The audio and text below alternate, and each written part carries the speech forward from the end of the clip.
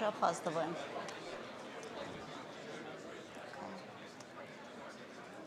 All right, shall we get started? See, they've closed the doors, which I always feel is a sign that the conference organizers want us to get going. So welcome to Russia Quo Vadis. I want to start off by thanking ICDS, Leonard Mary Conference, and Estonia as a whole for giving us all the opportunity to participate in a public discussion where we're not looking at our own faces the entire time. I cannot tell you how exciting that is for me personally, just not to be constantly looking at the little square at the bottom of the screen where I'm wondering, you know, if my hair is sticking straight up. You can all see the screen where my hair may or may not be sticking straight up, but I don't have to know. This is supposed to be a conversation, this is meant to be a conversation about Russia and, well, where it's going, its future. One thing I was thinking about in preparing for this conference and for this conversation is this guiding theme of our discussions. The quote from Horace of, "You too are in danger if your neighbor's house is on fire." And I have to admit, the first thing I thought when I read that was, so is Russia the neighbor, the house, the fire, or possibly you? And under what conditions? And having listened to some of the discussions from yesterday and today, you certainly do have the sense that, at least for some of us, Russia is the fire. But for others, perhaps not. And what I want to do is make this conversation about Russia, where it is and where it's going, one that fits into these broader themes of where are the fires, where are the houses, and who are the neighbors. And I can't think of a better panel for this conversation than the one we have here. We have Sabine Fischer, who's the senior fellow at the German Institute for International and Security Studies, and really one of Europe's top specialists, most engaging thinkers on the subject of Russia, its neighborhood, and the relationship between Russia and the West. Next to her, Alexey Levinson, who is head of the Sociocultural Research Department at the Levada Center in Russia. And if you're not familiar with the Levada Center, you should be, because they have been at the forefront of public opinion polling in Russia for pretty much as long as there's been public opinion polling in Russia. Next to me is Siddhi Utkan, who is the head of the Strategic Assessment Section at the Primakov Institute of World Economy and International Relations at the Russian Academy of Sciences. And you should be reading him as well if you want to understand the relationship between Russia and its Western neighbors. And then finally, Dmitry Suslov, who's the Deputy Director of the Center for Comprehensive European and International Studies at the National Research University at the Higher School of Economics, also in Moscow, who has already spoken. If you heard him this morning, you know that there are a few people who are able to as clearly explain the logic behind Russian policy and Russian directions. So you have this panel, I think, is a really interesting panel to talk about where Russia is going, because we have a series of folks who understand very well Russian foreign policy, but who've also spent a lot of time in Russia.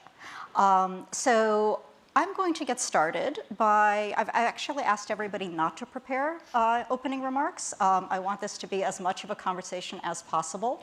They're not very happy with me about this, I think. But I want this to be a conversation. So they are going to be as surprised by my questions as you are.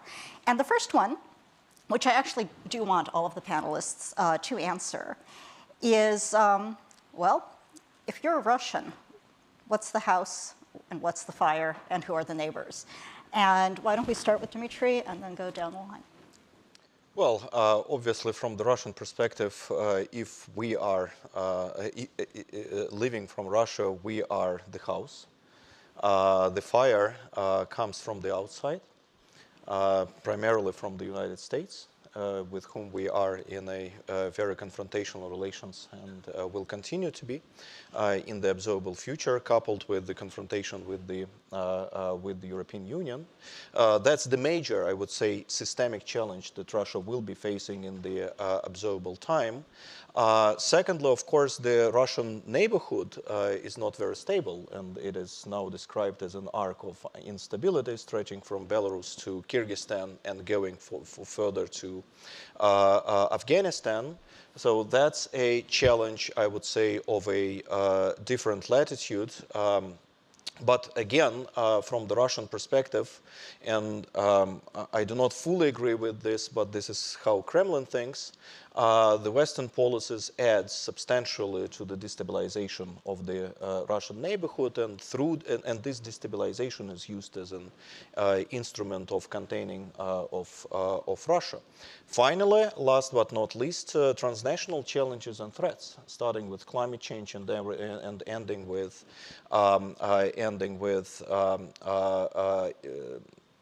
terrorism and the spread of extremism. Afghanistan is quite important here. You know, if we're talking about climate change, we have a very powerful situation in the Arctic where the implications of climate change produce not just the low politics, but high politics repercussions, and they contribute to the growth, to the spillover of great power competition into the region. So basically, Russia faces challenges from, if you look at the map, from all the angles. In addition to that, of course, the domestic troubles, right? And I mean, Russia Quo Vadis, you know, at this stage, I do not have a very positive, I would say, prediction about the Russian domestic evolution in the observable future. And I'll push you on that in a little bit. But Sergey, do you agree? Is the main fight, is the house Russia? So the neighbors are kind of a secondary fire, or? A philosophical question may have different philosophical answers, so I will provide just one of them. I think the house is the planet Earth, because in this globalized world we see ever more processes that are too interdependent to just divide them in national quarters. Yes, in terms of decision-making, states still play the major role, but there are things that just trespass the borders. We see one of them in this pandemic that affected everybody, and in spite of the effort by states to sort of isolate from others, I think nobody really managed. So for Russia, it's just as important to deal with the major global challenges, starting with the climate change that has been already mentioned, going to all the sustainable development issues that we know. And then also, of course, regional crisis where Russia plays a role, where other states are involved. Unless you address those challenges, they will just pile up, and we will see that the 21st century will not be a good time for people who live on this planet. So this is sort of a worst case scenario. The better case scenario is when we manage to address those issues, and this requires to understand who are indeed the neighbors. And if you look at this sort of global level, then neighbors are other states. So even if they are geographically far away, they are part of multilateral frameworks where those issues are being addressed. If you have the WTO broken down, if you have the negotiations on climate broken down, this may happen because of countries that are far away from you geographically, but that means that you need in advance put efforts in a dialogue with those countries, be it those that are close to you, be it those that are further away from you. I think we don't do enough on that, but I also protest against seeing multilateral frameworks as sort of dysfunctional. When they manage to achieve a result, this result somehow doesn't become news in the media. This is too good to be a news piece for the media very often when, be it the UN Security Council or the WTO, whoever takes a decision. The news is when they fail to take a decision, and this creates an image of the structures as dysfunctional. I think they are not, and we need to use them more, and also to pay more attention to them in Russian foreign policy. So we're ignoring some of the effective firefighting tools that are at our disposal, even as but you agree that the fires are pretty much everywhere, and they're not even specific to the neighborhood necessarily. But I still think so far they are possible to control if we manage to be wise enough and quick enough. Okay, Alexey, what do you think? And what do you think the polling that Levada has done shows about where the threats are coming from? Russian public opinion follows the state-run propaganda in all the issues concerning the international politics. So what Kremlin says is somehow repeated by the public with some nuances. And because of that, the idea of fire or danger coming from outside is the predominant whenever people are asked about the international, the situation in the world and around Russia. And the idea that Russia is surrounded by enemies is quite popular. But first, the international situation is not number one in the list of concerns of Russians. The internal problems are much more important for them. The ones I will think we will talk about it later.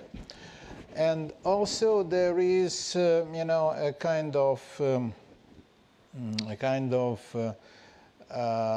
thinking that is softening this rather rigid picture about siege fortress and so on. People in the recent poll, we asked them about the enemies, where are the enemies, and the most frequently chosen answer is, well, let's don't speak about the external or internal enemies. The problems are created, our problems are created by ourselves. This is a kind of thinking that includes the experience of long period since annexation of Crimea, when Russians were, the Russians mentality was pervaded by the idea of the enemies all around. This is what we have at the moment. Okay, thank you. And Sabine, finally, you want me to pretend I'm Russian, or? No, well, what I want is kind of your perception as a German who spent a lot of time in Russia and who watches Russia. How do you see, what's your response to listening to our three Russian panelists?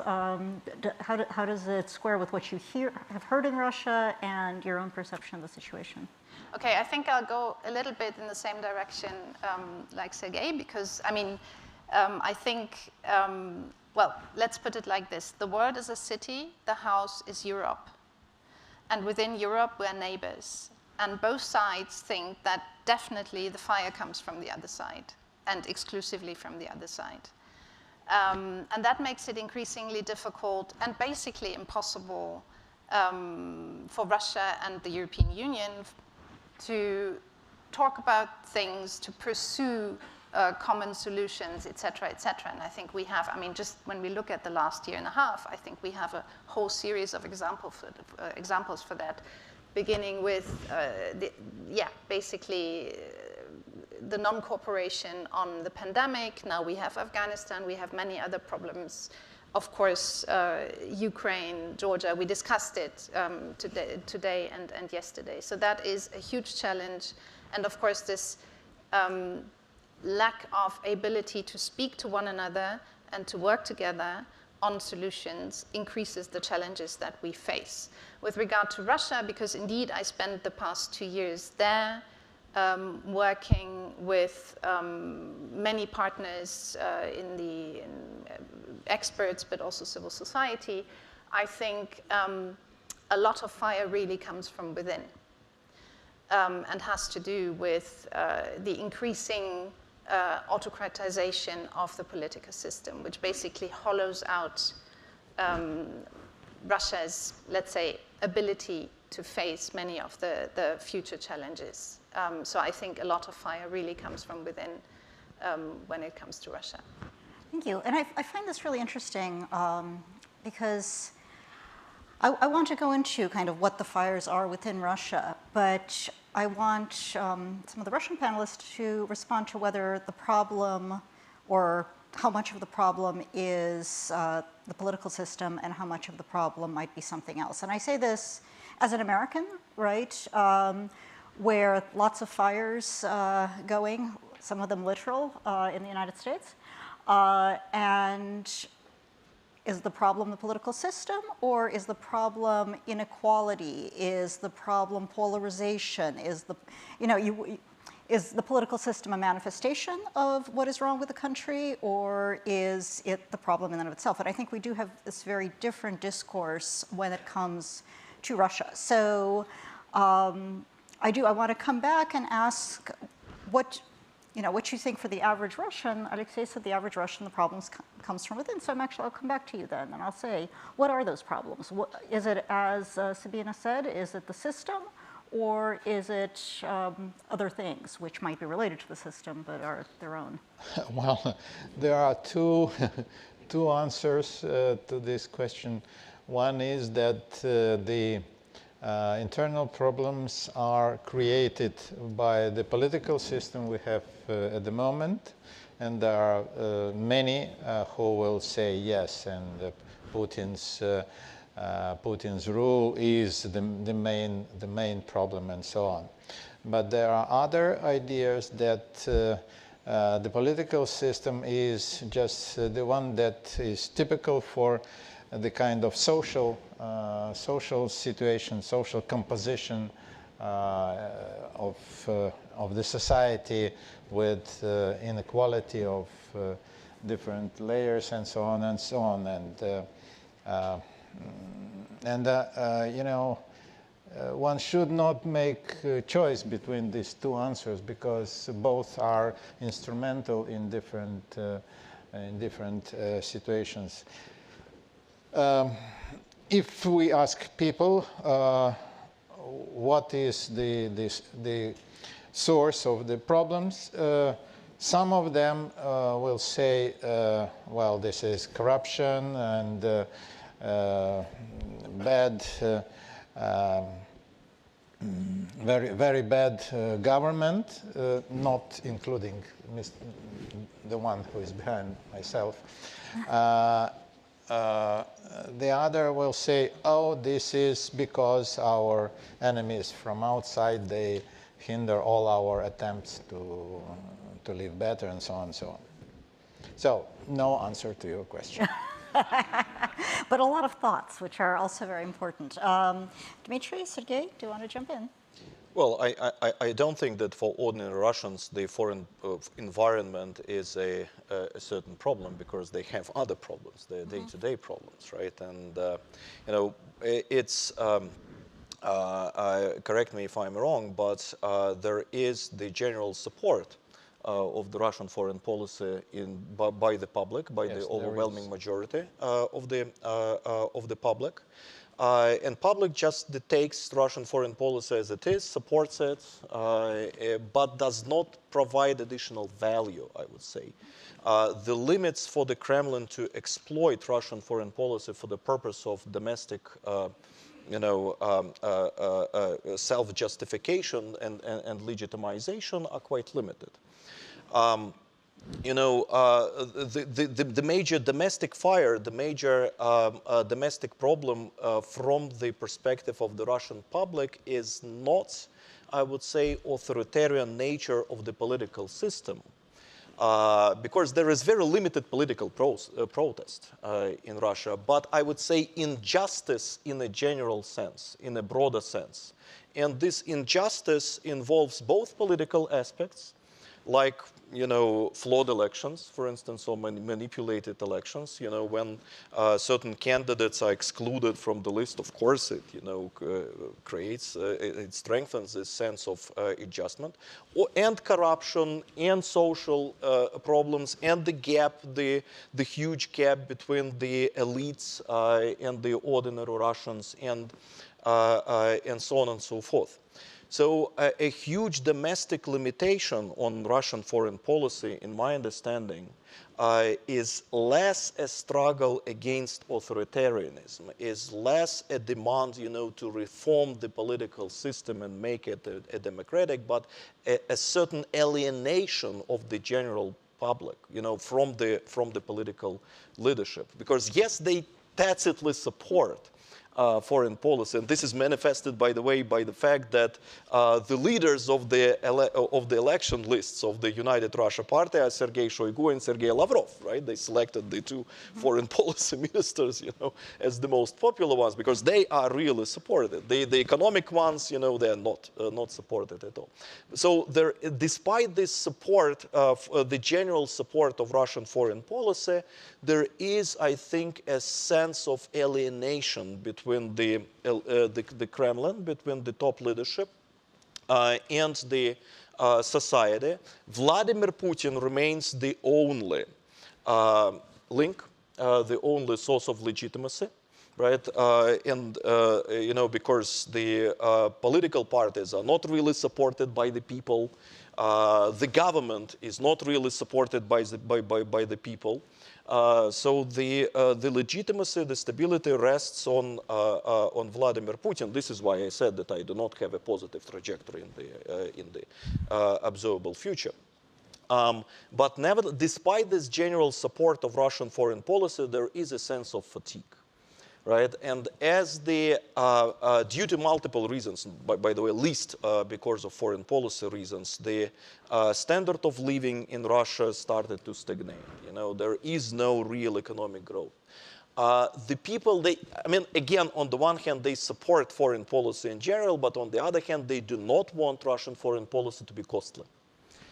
They do not want the Russian state to engage in some foreign policy endeavors who would be costly, right? That would demand Russian people and the Russian state to pay for state building, nation building, whatsoever, right? And this is a powerful limit on Russian foreign policy. This is why Russia really prefers to save arms race, and really tries to avoid, for instance, unlimited arms race with the United States. And the policies of the Trump administration were quite scary in this regard, right?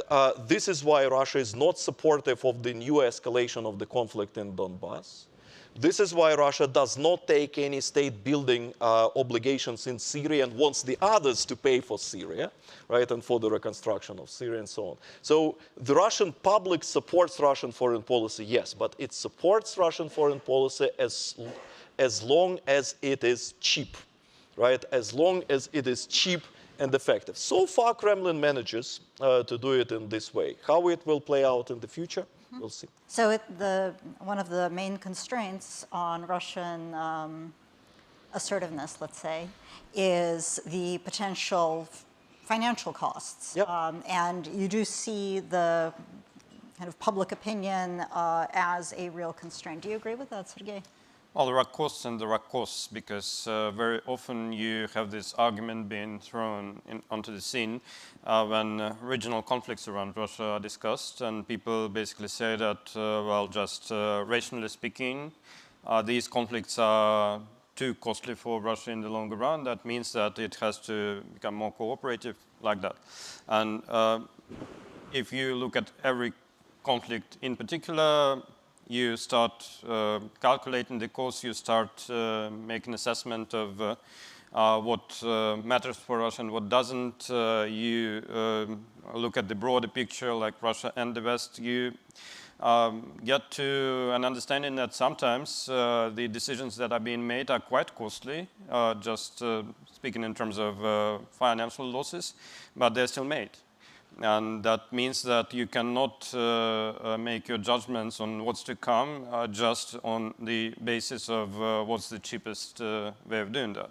And getting back to the question that you asked, I think for any country in the world, if you, even in a country judged the most prosperous, stable, if you approach ordinary citizens and you ask them like whether they have problems and what kind of, they will tell you yes, everywhere. In political system, in economic development, there are some issues that are of concern to the people. But I would turn your question a bit and say that when we try to look at Russia these days, you have two schools of thought. One school of thought is basically telling you that Russia has reached a plateau in terms of its domestic and foreign policy evolution. That from there you will have more of the same. In the decades to come, because this is the natural state of the country.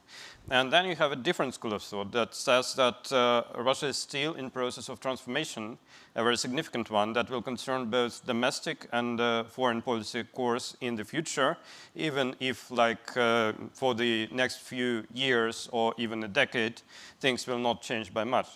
And I think, indeed, history doesn't stop here.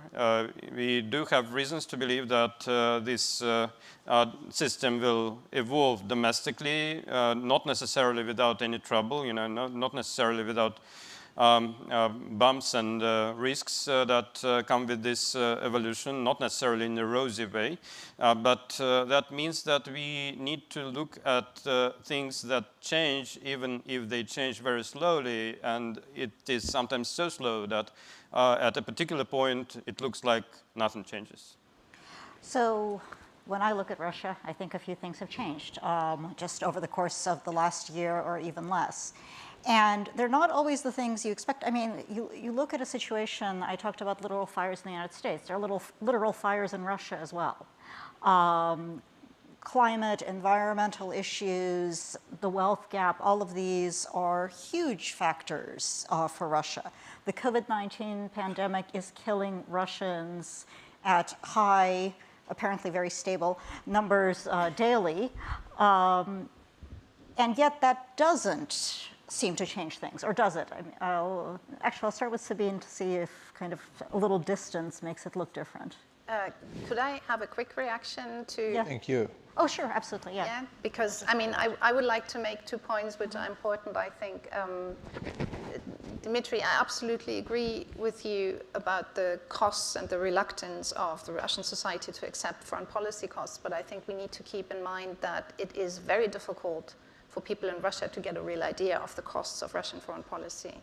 I think this is a very important point, because I think the majority of Russians just don't have the full picture. They don't have, you know, even, I don't know, 30% of the picture, which I think has, has a lot to do with the ongoing support for Russian foreign policy in the society.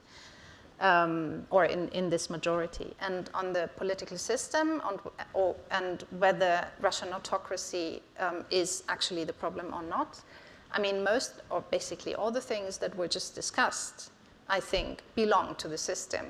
You know, I mean, be it corruption, bad or good governance, the role of Vladimir Putin and other government institutions, etc. And I mean, we're now observing the Duma election campaign, and I think it becomes very clear there. I mean, one of the big problems in this system that I see from where I stand is that there are no, I mean, Dmitry, you said, I think, that there is no real protest in Russia. So there's a sense of fatigue, yes, and there is a sense of alienation, but no real protest. I mean, I would disagree with that, because we saw a different picture at the beginning of this year, and we all know what followed. And I think one huge problem of this system is that there are no political institutions, no organizations, no structures that would enable Russian society to to channel their, you know, their preferences, their interests, their alienation or feelings of alienation or whatever their desires through to the political decision-making level and, you know, have an impact. And I think this is exactly what creates this sense of alienation and fatigue. I think it is very dangerous. I think there's a vacuum. And honestly, I mean, also given the age of most of the people at the top, I wonder, you know, I mean, we are discussing where Russia is going, Russia Quo Vadis. So what does this actually mean for the future of the country? This lack of horizontal institutions, I think, is a big, big problem, and it's a burden for the future of the country. Yeah, and I mean, I actually partly already responded to the question you just asked, I think. I mean, yes, please, Alexey. May I pick up your idea, Sabine? The total, I would say, the total absence of the institutions that could express what we could say the public interest or the interest of the particular groups, not taking into account the groups of the ones who possess big properties and so on, but in a broader sense, it's really a problem. Actually, even in the last 1990s, no real political parties emerged. The parties, the entities that bear the name of parties in Russia are very different from the common notion of the political party. They are different, to say nothing about the Communist Party. And Единая Россия, the United Russia now, is not considered as a party by the public, by the way.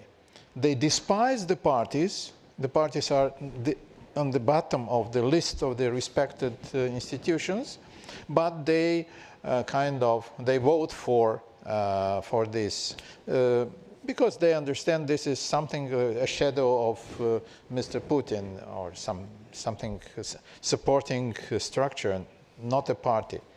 So there is nobody to express the particular interests.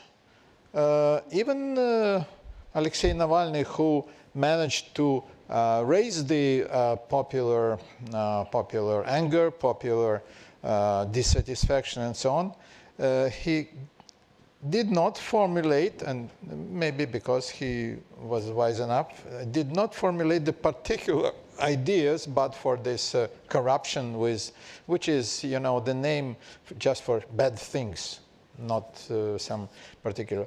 So, to me, as a sociologist, it's my, I would say, duty to support your opinion that Russian society badly needs the self-organization, not in terms of the resistance and secret groups or what. No, I mean the open organizations, be it local or ethnical or religious or whatever, that could express the public, that could structure the society and express its opinions. You know, the agency I am proud to be a part of is sort of, you know, like we are a substitute for other organizations to express the public opinion. We are very proud when people say to us, oh, you tell the truth to people. Yes, we do. But we should be the technical agency, like a newspaper.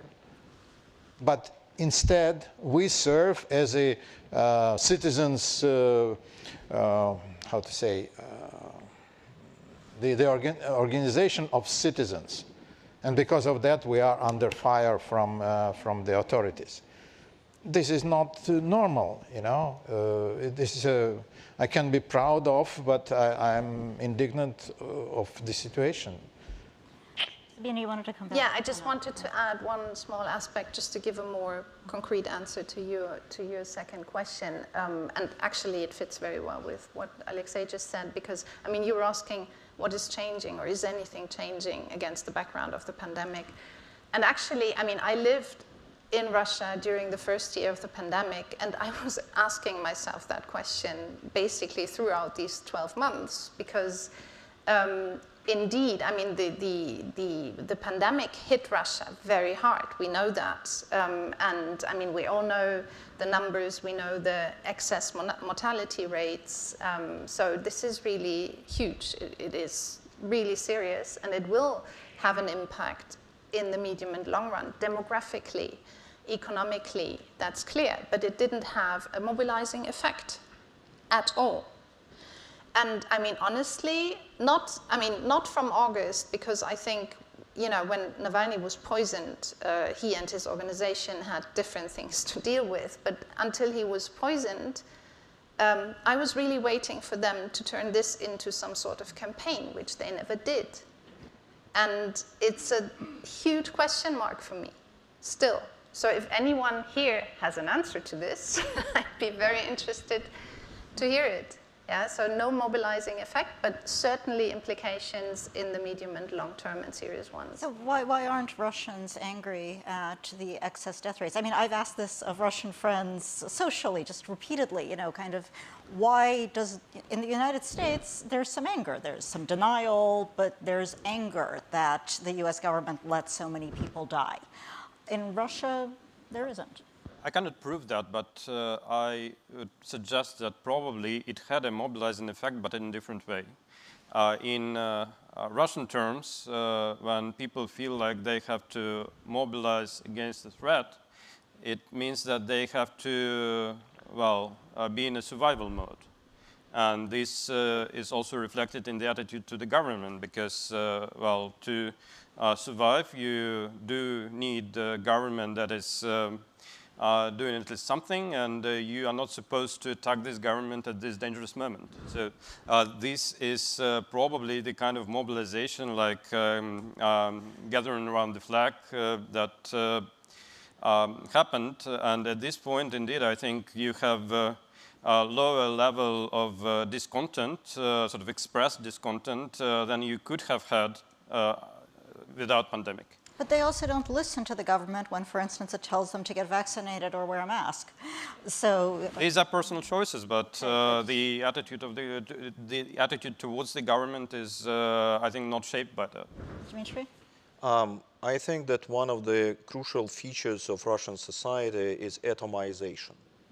Right? It is Russian society is quite bad with solidarity with one another and with this social mobilization. It doesn't work from within, right? The impulses to produce something, to make certain achievements, come usually from the state, right? And this is, I don't know, maybe it's in the DNA or the historical pattern, or you know, in this sense, Russian society is opposite to, and Russia as a country is opposite to the United States, because in the United States everything is produced by the civil society, right? In Russia everything is produced by the state and pushed by the state.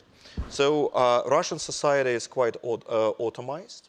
What the Russian society wants governments to do is to stay apart, not to interfere. Just let us live. Right? Do your job, do your foreign policy, but let us live. Right? Do not interfere. The Russian government is pretty much doing that. Right? By the way, another important message that I got from the pandemic situation and how the government behaves, pandemic made it very clear that the government and the Kremlin is really sensitive to the people, right? To the people. Potential protest, because they tried their best not to alienate the people with some strict... Even if it kills them, right? Even if it kills them. I mean, this is the thing, right? We will back away from policies that will save lives if it will cost us votes. Yeah, if they prefer dying, let them die, you know, because, I mean, the Kremlin did not want to take unpopular measures, and the unpopular measures were administratively channeled to the regional level. For instance, it was the mayor of Moscow, Mr. Sabine, the other regional leaders of Russia who took unpopular measures, right? Not the Kremlin. The Kremlin, you know, even in terms of vaccination, right? Putin repeated time and again that vaccination is absolutely voluntary. So, you know, Russia did not have a second lockdown, despite the fact that the majority of the other developed countries did, and so on and so forth. So why? Because the Kremlin did not want to alienate the people, right? And it emphasizes the sensitivity. They don't want to aggravate the situation.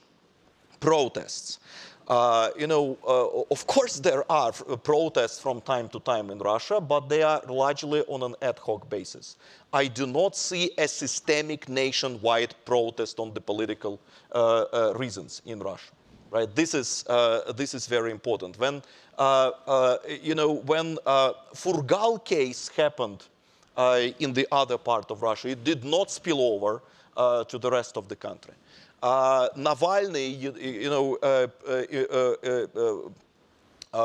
imprisonment and the attempted poisoning, right, or alleged, since we're online, I think, alleged poisoning of Navalny. Again, what is the percentage of the Russian population which is absolutely committed to the protest movement, is ready to go, protest, and so on and so forth? And even despite those events, I don't know, Alexey, correct me again if I'm wrong, but even with this Navalny situation, COVID-19 situation, stagnation of the economic development situation, the support rating of Vladimir Putin remains at 60% level. Whereas according to the independent, again, sources, the general support rating of Navalny is about 20%, even maybe less than 20. So compare 20 and 60. Here we go, right? So that's what I mean with the absence of the nationwide.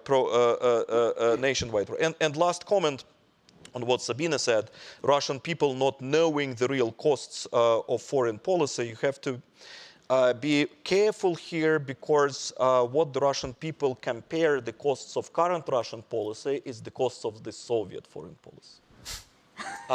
And these are just uncomparable things. Right? Because the Soviet Union spent, to unofficial numbers, about half of its GDP to foreign policy issues in general. You know, arms race, support of the communist empire in half of the world, you know, paying for Cuba, Vietnam, Angola, everywhere, right? And that costed up to 50% of the Soviet GDP. Now, so it's fundamentally different, right? The Russian defense. By the way, another illustration of what I said before, that the Russian society does not support costly foreign policy. The Kremlin positions that as an achievement of itself, as a manifestation of its effectiveness, that Russia is reducing defense spending. Right? And moreover, Kremlin points that Russia is the only nuclear country nowadays and the only great power nowadays which reduces its defense spending, whereas China, you know, and others, they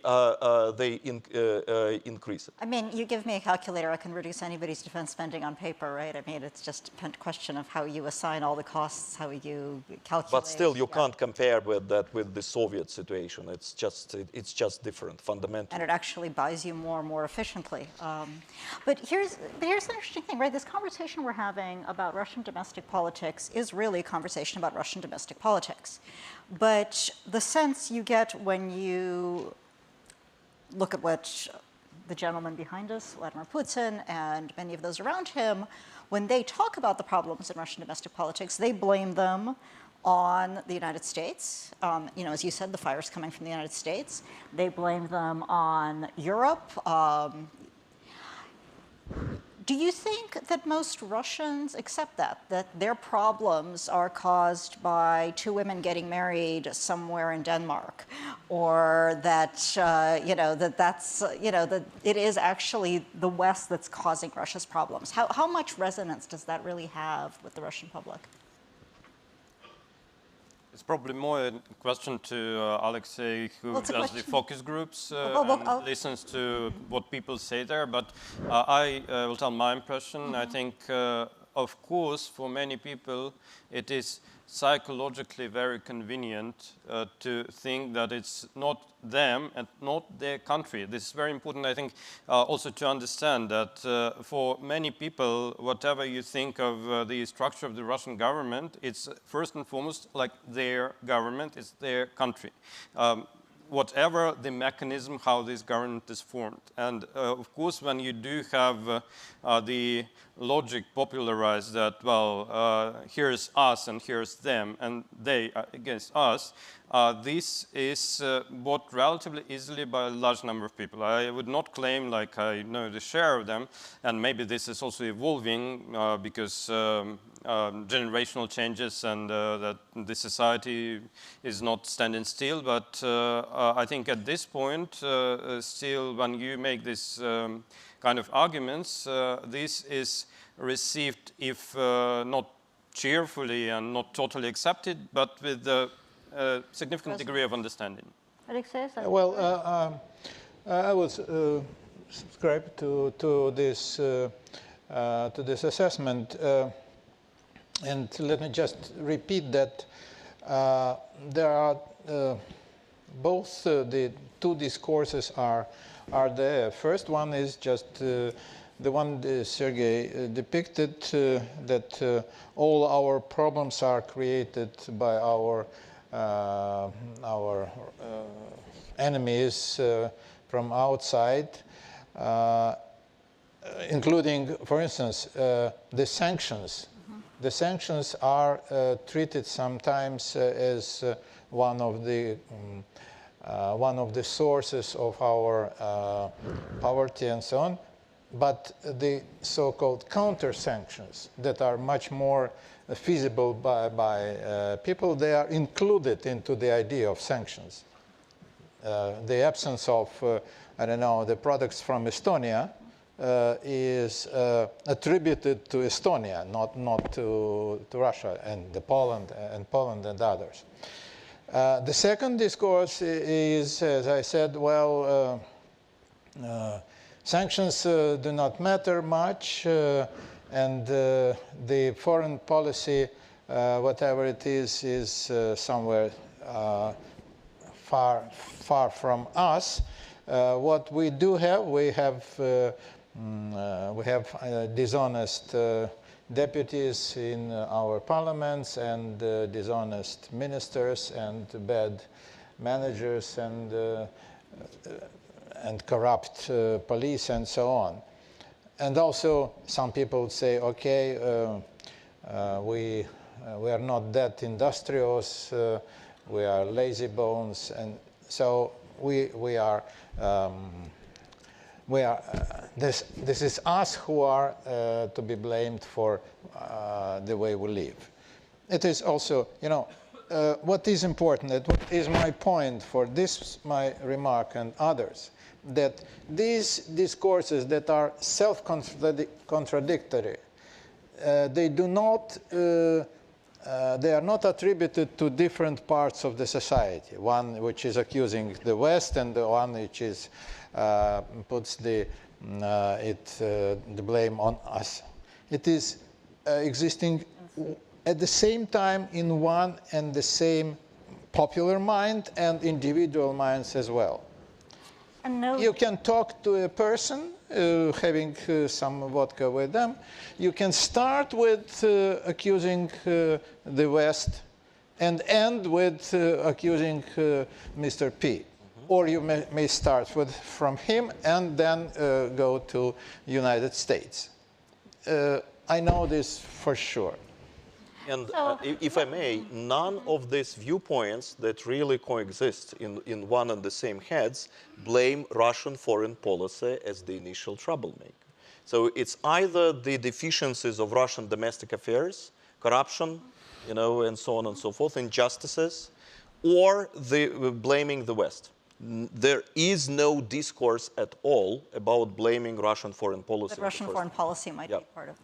Yeah, excuse me, let me just comment on this. When Russians, I mean, the popular idea of foreign policy does not include particular actions of Russia. For instance, what Russia is doing in Syria is totally unknown, or they are doing something. Some soldiers are fighting with some mujahideen or somebody else, and no details. Foreign policy includes one and only one issue. Crimea is ours, period. Still. This is what foreign policy is.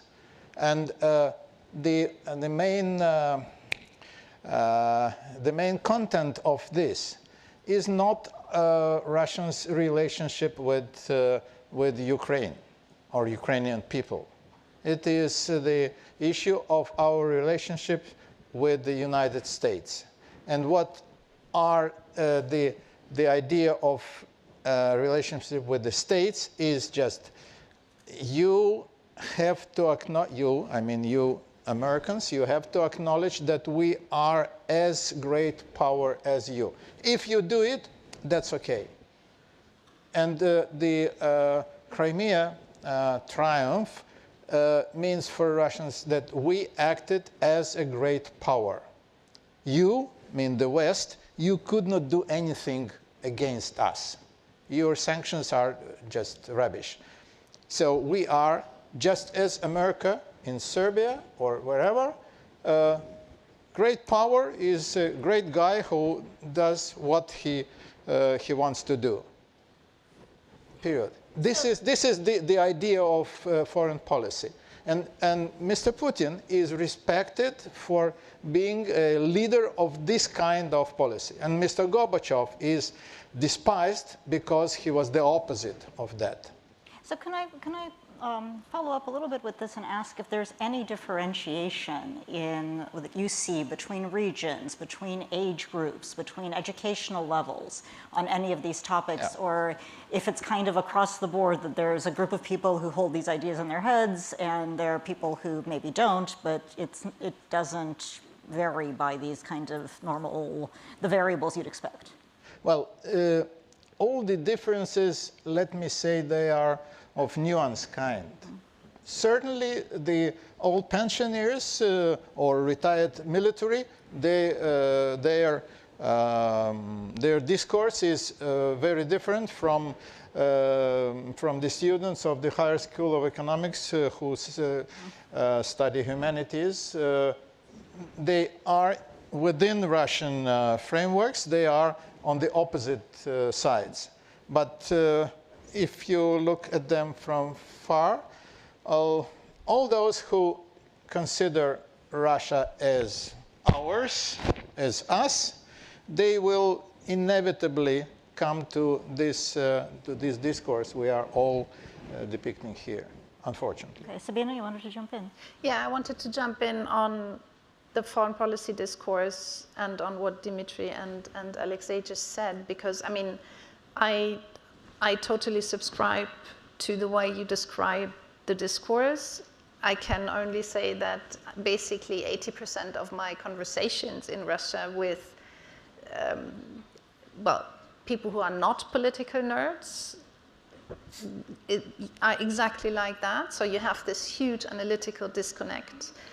I think this is not specifically Russian. I think you have that in all societies to larger and smaller degrees. So I think it's rather a typical phenomenon with a specific sort of... This us and them is universal. On the minority that is actually critical of Russian foreign policy, because this minority exists, it's not that there is no criticism. But on this minority, I think what needs to be added here is that it is almost exclusively about Crimea, and Crimea has become so toxic and has become so dangerous for these people that they just stop talking about it because it really compromises them in their own context. And I think this just needs to be, added to the discussion, because the result of this is exactly what you described, Dmitry. There is no critical discussion about Crimea, but I think there are several reasons to that. And that tiny minority is extremely useful for the Kremlin and the governments to convince the rest of the society that their cause is right? Because this minority is depicted as completely marginal, anti-Russian, the fifth column. How can you not want Crimea? How can you not want Crimea? There was an excuse me. There was an experiment, a very risky experiment launched by Kremlin in recent elections. Ksenia Sobchak was permitted to say we have to return Crimea to Ukraine, and she failed. Mm-hmm. She did it really openly. She was not arrested. She was not harassed. And it was like, the voice in the... It would be different today, though, I think. I mean, this was 2018. Yeah. And I think the situation in 2018 was different from the situation. Well, and she called for a referendum of all the people of Russia and Ukraine and Crimea, which, would have... But I have one more question before I turn the floor over to the audience, because I know that there's going to be a lot of questions from the audience. We've described a really static situation, and we've described a polity that is disaffected and disengaged and generally willing, on foreign policy at least, to go along with what they're told. We've also described a government that is very nervous about losing popularity, that wants to push all unpopular decisions to somebody else, somebody who is expendable, right? Whether that is the mayors or governors. Mm-hmm. Okay, what are they afraid of? What do they think could happen in September? What is it, 17th? Just in less than 2 weeks. What surprise that we can't envision, because we sit here thinking we know exactly how these elections are going to go. What do they think is going to happen? What are they afraid of? Well, I don't think, if I may start, that the government is really afraid of the results of the September elections, and I'm sure there will be some protests, but again, not in substantial numbers and quite manageable. I think the major fear in the elite, in the leadership of the country, is Russia beyond Putin, the succession, and what happens after. Because because that's really the fundamental issue, right? Because then the legitimacy might disappear, the loyalty might disappear. There were very clear messages, even from such people like Ramzan Kadyrov, the president of Chechnya, that he is personally loyal to Vladimir Vladimirovich Putin.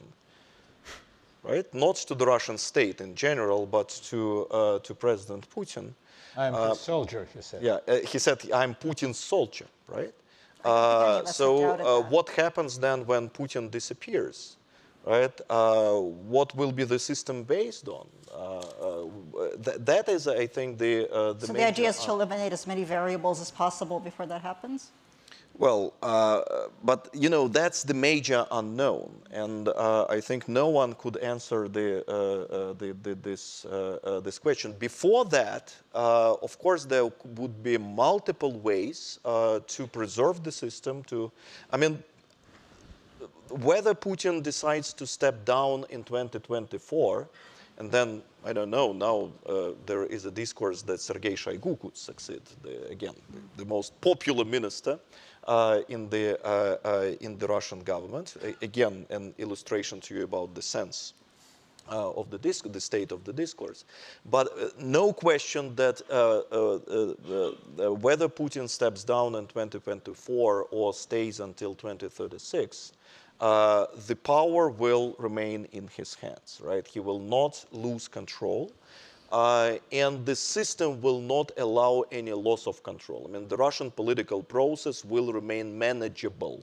They will still, kick off the, wrong people from participating in the elections. All the political parties will be created still by the administration of the president, and so on and so forth, in this or that form, right? But what then?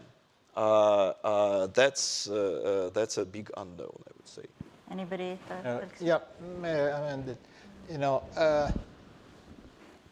When it was really 2 weeks ago, I conducted a focus group among Russians, asking them, please describe the future of Russia 50 years from now. Somebody said, well, Putin still is there. Oh, no. But somebody like him. And this is not just the isolated answer. This is the typical answer. Because to add to what was already said, people can, or popular mind cannot imagine something other than Mr. P. This is, I would say, this is the crisis of the popular mind. I think it's a very unhealthy situation in Russian society, but this is the case, unfortunately. You want to jump? Yeah, I mean, which brings me back to what I said before, because, I mean, the total removal of everything that could be horizontal and that could be an alternative, of course, is counterproductive in that respect. I mean, I just wanted to come back to your question, because I don't think, I mean, there isn't much left that they need to be afraid of. And this is a product of, you know, state and government policies of the past 9 months. I think we should be clear about that. Because we've seen an unprecedented wave of repressions. We've seen, you know, a series of organizations declared foreign agents, declared undesirable, the destruction of Navalny's organizations, et cetera, et cetera. And now, indeed, 2 weeks ahead of the, away from the elections, there isn't much left that, that the state needs to be afraid of. The problem is, will they release the grip after the elections when no danger? My guess is they will not. Well, I think what Dmitry is saying is that it's not about the elections. It's about making sure for the long term that they have a very controlled system. Mm-hmm. Absolutely. And so that's, why would they, right? The elections aren't... And I mean, this is a trend that has been ongoing for 10, 15 years. I think, you know, we've seen a drastic escalation, if you like, since last year. But I mean, we need to be clear that each and every escalation and acceleration of this trend creates new realities, new facts, new structures, and they're bound to stay. Yeah, so there may be, you know, some, I don't know, relaxation of the situation after the election, but I think most of what, you know, was created through the wave of repressions that we have seen will just stay. Excuse me, I think I have to add that whatever Russian elites have in mind, and maybe their intention is to have this rigid grip on the society. The society is, well, I would say they are ready for that, but they are ready for the new thaw, new perestroika, well, untightening of all this to liberalization. This is also included in the programs of Russian popular political culture. I am pretty serious in that. It's difficult to imagine the ones who curse United States in the evening and the morning. They will greet Americans and be happy to shake hands with them. One and the same people. It's very important to understand. And, well, I don't think Mr. Putin will do that, but he can do that. Politically, he can do that. Like, I don't know, Beria could shift Soviet Union on another track, as they say, being himself, you know, who he was. This is a possibility that it exists within Russian, well, historical set of instruments. I'm not sure it will be used, but it is there, and you please do think it is there. So I'm going to open this up. We'll take a couple of rounds of questions, I hope. And I'll begin with the right up front, second row. Thank you so much. My name is Olga. I'm from Riga, Latvia. I have a question about the upcoming election in Russia. Basically, the restrictions that the Russian government put on any possibility to observe the election by international organizations, OSCE, ODIHR, which Russia is a participating state of, was such that there was no point of deploying a mission. Is anyone concerned about this in Russia? Are you concerned? Should we be concerned, or this is just the business of usual? Okay, thanks. We'll take a couple. So let's just move straight over. Same row. And then we'll... Hi, my name is Lauri Melksoo. I'm from the University of Tartu, and I wanted to ask about the 60% who support Mr. Putin as opposed to 20% Navalny, or kind of liking Navalny. We learned that these 60% ask the question, how can one not want Crimea to be part of Russia? My question is, what do the 60% think about Navalny? Because if I put this, what happened with Navalny, hypothetically, to some other country's context, this would be a huge moral outrage, right? So the tapes that became public, apparently not so in Russia. What explains this? What do the 60% think? Did he got what he deserved, or what is the interpretation? Okay. Do you want to just pass your microphone to the gentleman behind you, the one over here? Thanks. We understand that for Russians it is If you could identify yourself, I would be grateful, just in case everyone does not know who you are. All right. We understand that for Russians it is extremely important to understand the country as a major power, great power. It would be interesting to learn what are the criteria for great power. Is it population? There are many countries with a larger population.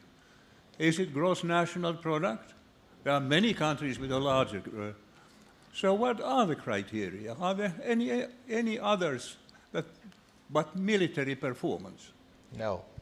Okay. I think I'll take one more question. Oh, let's see. I'm looking for somebody who is not a white man.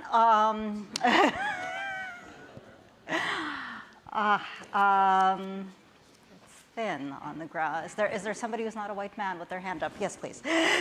We'll get back to the white man. I just, you get to ask a lot of questions historically. Sorry, so. Kostya. I'm Marisel, and I'm a journalist in Estonia. My question is to Alexey, referring to the situation that Sabine described about the repressions really taking a new gear this year, and we are all outraged and alarmed by critics being expelled or imprisoned or poisoned. What does your research show? Do people actually care, or is the fatigue so dominant that people don't take notice? Okay. Could you repeat the key?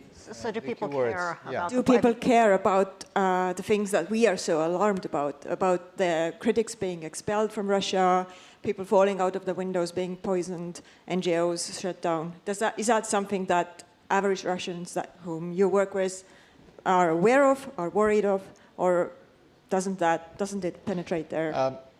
Yeah. Well, 57%. If it is about the foreign agents, 57% just don't know anything about this matter. For the rest, the plurality doesn't care who is and who is not. And even there is 4% minority who say for them this is a positive point.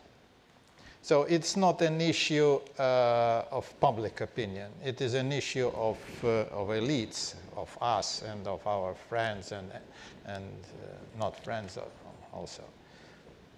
Sabine, do you want to respond to any of the questions? To be honest, I think these were really questions that go to our Russian colleagues, so maybe we let them answer first, and I should go back to them. Sergey first.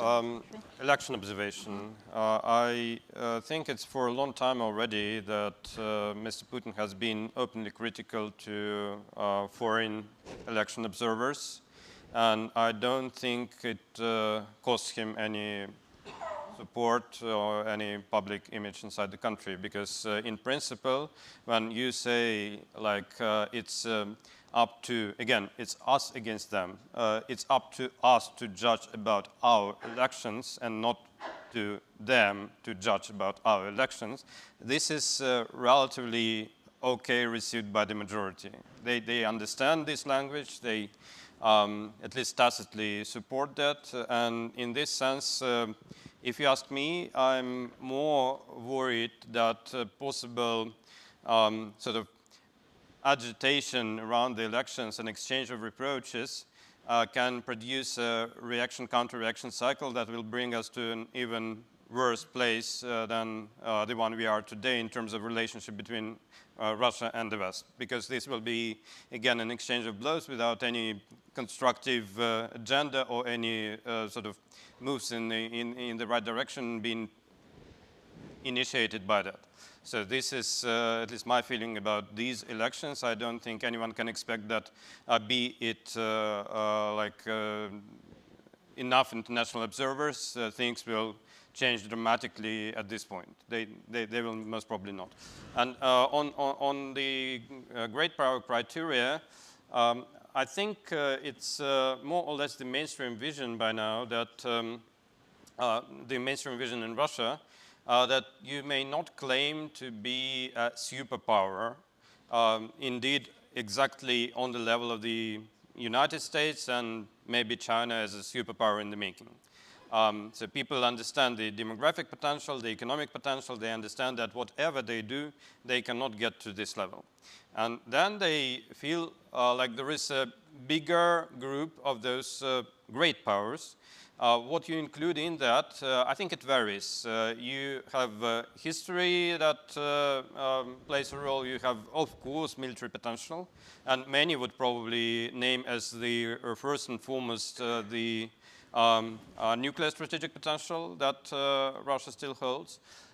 Then the territory, demographics, you have sort of a cohort of countries that are bigger and more important than others. I do not necessarily say that this is sort of a judgment that helps us to build bridges also in those multilateral frameworks that I mentioned before.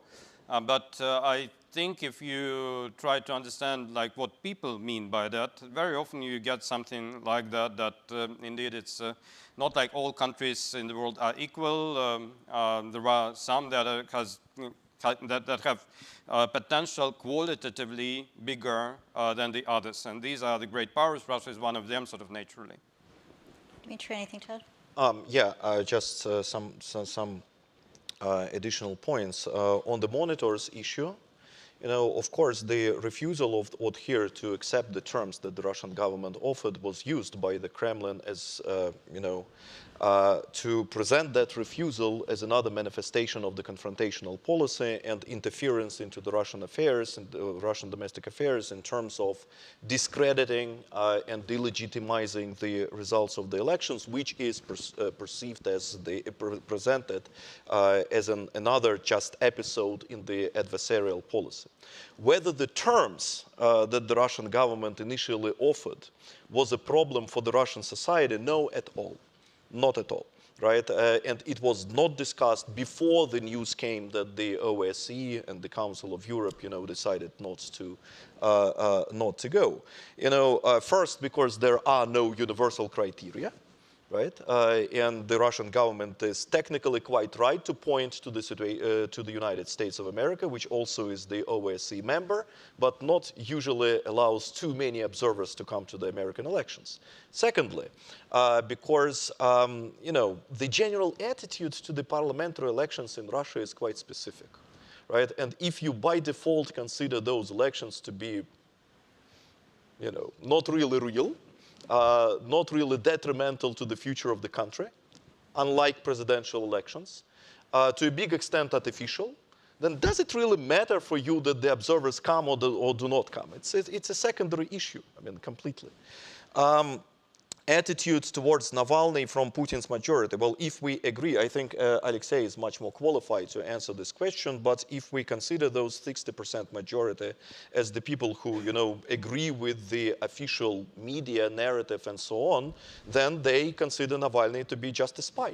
Right, to be just a foreign agent as an instrument that the West uses to undermine the Russian political system, to trigger some sort of, Euromaidan and bring Russia into the state of chaos.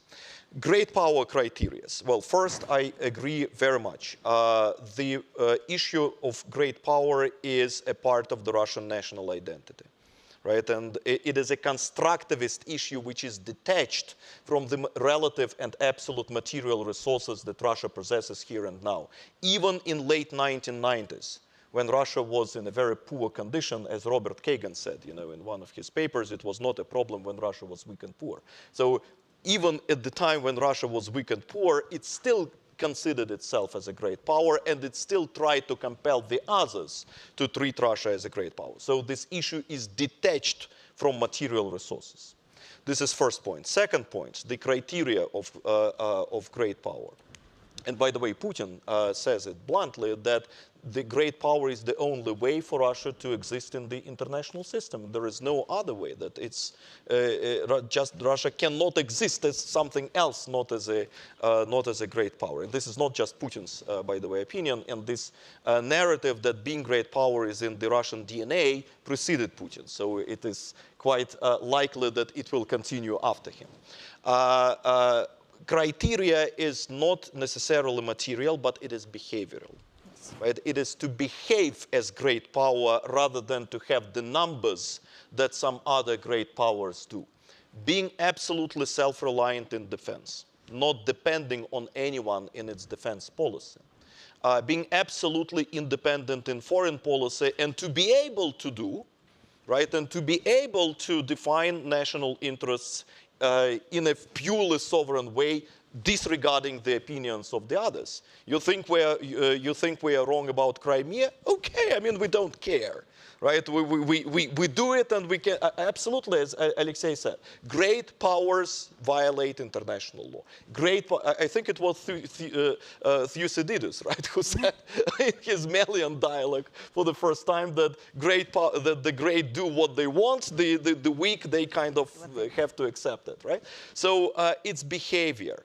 Right, the Russian ability to conduct absolutely independent foreign policy. The Russian ability to drive events, not just in the neighborhood of Russia, but also to project power overseas. This is why Syria, of course, is a very pure manifestation of Russian great power. Russia can determine reality, drive events, prevents the United States from success in the regions beyond. Right, not just in the immediate neighborhood. So I would say that these are the major criteria of great power. So now that we've raised Thucydides, I think we are, in a full and complete circle. So let's take another round of questions, please. Where's the microphone? Yeah. Okay. My name is John Luff, Chatham House. I apologize for being another white man. I was struck by two remarks at the end of a really very interesting discussion. The system will not allow a loss of control, and yet society is ready for a certain measure of liberalization. Now, saying society, the authorities will not allow a loss of control doesn't mean that control is guaranteed. And I just wonder, Dmitry, what do you think has been learned, if anything, from the events in Belarus last summer? Then I think the next we had a hand up at the way back, very far back, and then she can pass that on to the person right in front of her. Way back. Yeah, okay. Thank you. I'm Sigita Struberg, Latvian Transatlantic Organization. So I have a question regarding youth in Russia. So as we know, older generation is used to пережить трудные времена, and it is kind of lifestyle for them. They are used to live in fortress and feel the danger from all around the world. But the question is about use, general use, those who has a chance to travel, those who see other way of life. We have read brilliant research from one of the authors sitting here in the room about political youth elite who is rather pro-Eurasian. But the question is about other. Are they ready to keep переживать трудные времена because of costs of foreign policy? And if you want to, there's a gentleman right in front of you with his hand up, so he can get the next. Thank you. My first question is... If you could identify yourself, please. Anton Drobovich, Institute of National Remembrance, Ukraine. Thank you. My first question about is close to first question of moderator. Do you agree that Russia is a firebug or fire riser? It's a short, honest question for all of panelists. How many people in Russia can agree with this? How many collaborators with Putin in Russia? And second question, next question is about human rights and topic of our panel. Will Russia not become a totalitarian state in the next 5-10 years? Thank you. Okay, so we have officially 2.5 minutes. We're probably going to go slightly over. I'm going to just go all the way down the line, answer as many of those as you'd like, probably not all, or we really will go far over, and please add in any final thoughts you have. So Dmitry first, and... The last question, I think, was the easiest one. No, Russia will not become the totalitarian state because the Russian people want to be left alone. Right? They do not want totalitarianism presumes interference into the private sphere, right? Into the social and economic affairs. And this is something that is completely resisted by the Russian society, and the government knows it very, very well. Experience of Belarus, I want to catch John's question. Well, on the one hand, you can say that the situation in Belarus today sends a pessimistic message that even such a situation could be manageable. Because Putin today is supported by 60% of the general of the 60% of the Russian population. Lukashenko is supported by the minority in Belarus, and yet he seems to manage calm, right? The protests, they evaporated, decreased, and so on and so forth.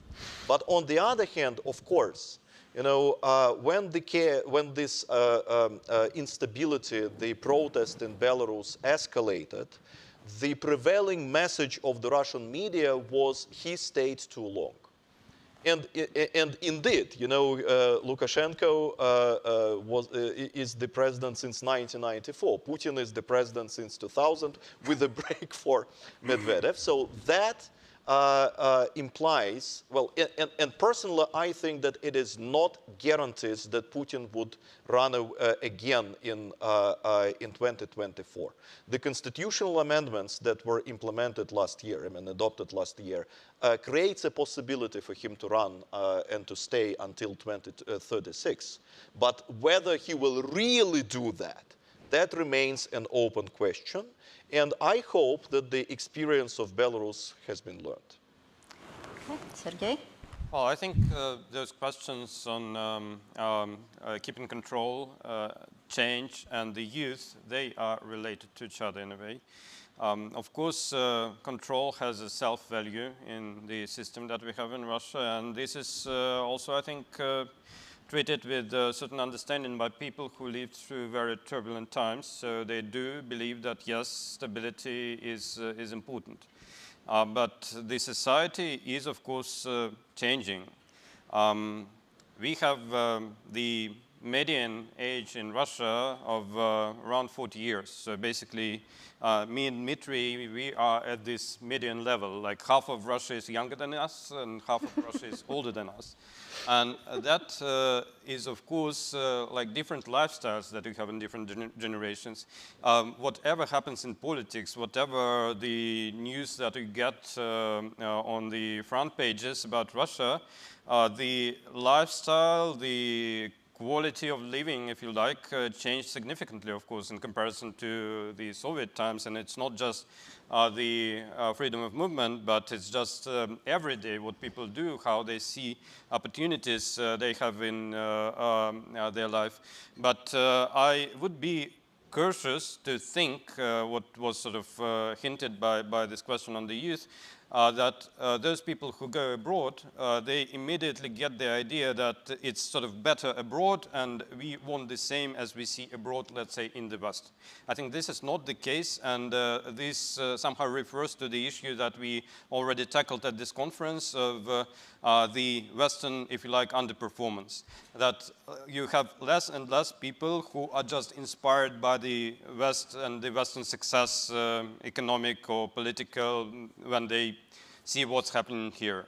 They go to Western countries, they see migration issues, they see people struggling to pay their rents, and they understand that in a number of EU countries, you are on an average not better off than you are in Russia financially, because, well, you probably have different salaries, but you also have different level of expenses. And then people probably have more reproaches to make to their government just because how they feel, and not because what they see in other countries. So I think this is important to understand, that it's not to be driven by this foreign example as it used to be like in 1989, when the gap in terms of quality of life in the capitalist world and in this attempt to build a socialist economy was huge. This is not the case anymore, and people think most in terms of their own sort of domestic development and not in terms of comparing themselves to other countries. But I do think that in the longer run, like in a decade from now, this difference in terms of how people live in different generational cohorts, this will play a role. Probably those who are in this younger generation, if you ask them now, they will not even tell you like they have a different political understanding of things, they want something different in politics, but this understanding might develop. They may not sort of reflect on that at this point themselves, but it will happen. Alexey? Okay. As to the difference between age groups, they are maybe the main differences we have in Russian society, and the bulk of people of age, they are attached to the system, not even the current one, but the one that is associated with Soviet Union and Soviet life. As to the younger generation, they are more inclined to move into the Western type of economy and social organization. But when they become elder, they change their attitude to more tolerant to this Soviet type regulation of life that is pervading now. Anyway, I think in narrow perspective, Russia as a society will not change a lot. But then I think we will have another kind of a jump, or a kind of a rapid and drastic transformation, not necessarily for the good, but something like like we used to have in 1990s. Because the system we have now is approaching its very critical situation, especially with so-called green revolution and the situation with oil exporting economy. This economy will come to its limits very soon, and the generation you are asking about, they will face this kind of a problem for them. And then in that moment, they will look for another answers to their questions, so to say. You know, last word to Germany. Yeah, very quickly. So the contradiction you pointed to, John, I think is an important one.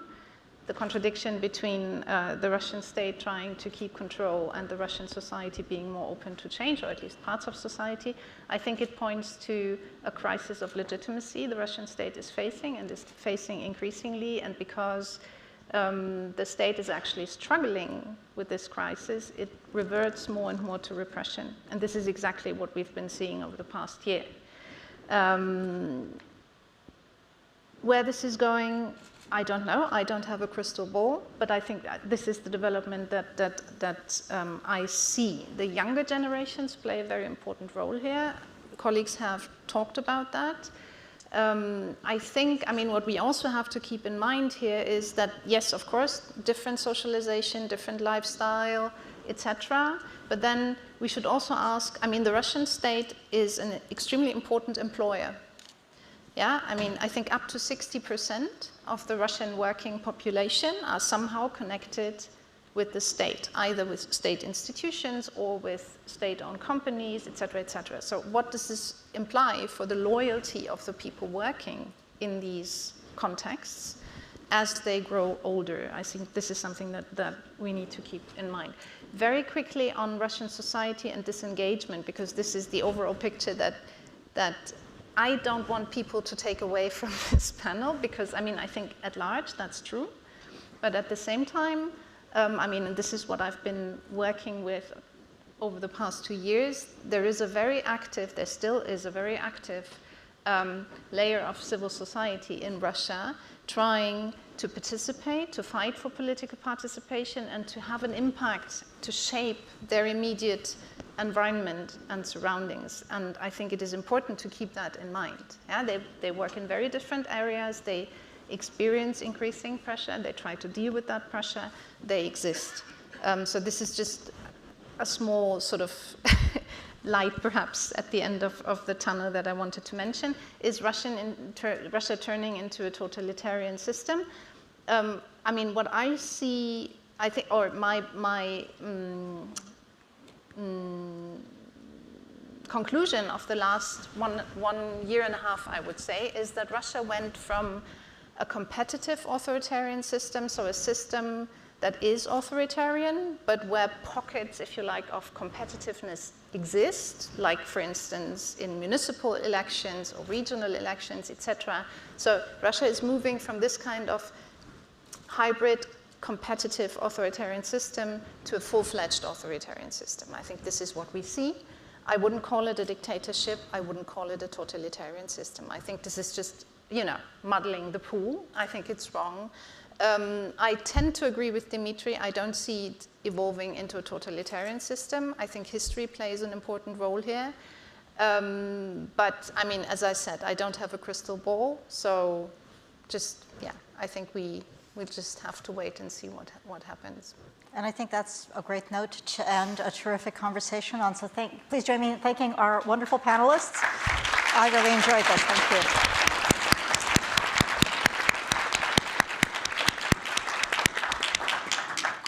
Please remain seated, because we are just going on right now. We let the panel lead the stage, but I would give now word to Kadri Liik, who is the first director of Lennart Meri Conference, and to whom I'm immensely grateful forever for everything what she has done for me. But but now the floor is hers, and then